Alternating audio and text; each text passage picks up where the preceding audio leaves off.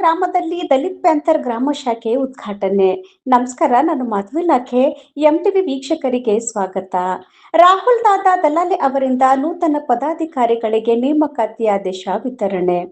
ಬೀದರ್ ಜಿಲ್ಲೆಯ ಹುಣಸೂರು ತಾಲೂಕಿನ ಕೇಸರಜವಳಗ ಗ್ರಾಮದಲ್ಲಿ ಸೋಮವಾರ ದಿನಾಂಕ 20 ಜುಲೈ 2026ರಂದು ದಲಿತ್ ಪ್ಯಾಂಥರ್ ಸಂಘಟನೆಯ ಗ್ರಾಮ ಶಾಖೆಯನ್ನು ಅಧಿಕೃತವಾಗಿ ಉದ್ಘಾಟಿಸಲಾಯಿತು.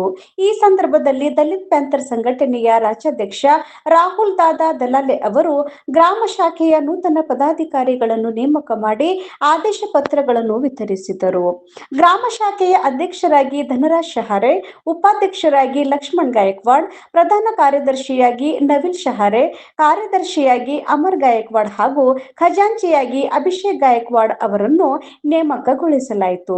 ಕಾರ್ಯಕ್ರಮದಲ್ಲಿ ದಲಿತ್ ಪ್ಯಾಂಥರ್ ಬಸವ ಕಲ್ಯಾಣ ನಗರ ಘಟಕದ ಅಧ್ಯಕ್ಷ ಅಮೂಲ್ ಶಿಂದೆ, ಖಜಾಂಚಿ ವಿನೋದ್ ದಾಂಡ್ಗೆ, ಸಂಘಟನೆಯ ಹಿರಿಯ ಮುಖಂಡರಾದ ಗೌತಮ್ ಕಾಂಬ್ಳೆ, ಗೋಪಿನಾಥ್ ದಲಾಲೆ, ಮಾರುತಿ ಕಾಂಬ್ಳೆ, ಉಮೇಶ್ ಕಾಂಬ್ಳೆ, ಉಜಾನಂದ್ ವಡ್ಡೆ ಸೇರಿದಂತೆ ನೂರಾರು ಕಾರ್ಯಕರ್ತರು ಉಪಸ್ಥಿತರಿದ್ದು ನೂತನ ಪದಾಧಿಕಾರಿಗಳಿಗೆ ಶುಭ ಹಾರೈಸಿದರು. ಈ ವೇಳೆ ಸಂಘಟನೆಯನ್ನು ಗ್ರಾಮ ಮಟ್ಟದಲ್ಲಿ ಇನ್ನಷ್ಟು ಬಲಪಡಿಸಿ ದಲಿತ ಸಮುದಾಯದ ಹಕ್ಕುಗಳ ರಕ್ಷಣೆ ಹಾಗೂ ಸಾಮಾಜಿಕ ನ್ಯಾಯಕ್ಕಾಗಿ ಕಾರ್ಯನಿರ್ವಹಿಸುವ ಸಂಕಲ್ಪವನ್ನು ಮುಖಂಡರು ವ್ಯಕ್ತಪಡಿಸಿದರು. ವರದಿ ಮಾಧವಿ ಲಾಖೆ, ಎಂಟಿವಿ ನ್ಯೂಸ್, ಬಸವ ಕಲ್ಯಾಣ್. ನಿರಂತರ ಸುದ್ದಿ ಹಾಗೂ ಜಾಹೀರಾತುಗಳಿಗಾಗಿ ಸಂಪರ್ಕಿಸಿ 9845856026. ಅದೇ ರೀತಿ ಎಂಟಿವಿ ಕನ್ನಡ ನ್ಯೂಸ್ ಅನ್ನ ಲೈಕ್, ಶೇರ್ ಮತ್ತು ಸಬ್ಸ್ಕ್ರೈಬ್ ಮಾಡಿ. ಧನ್ಯವಾದಗಳು.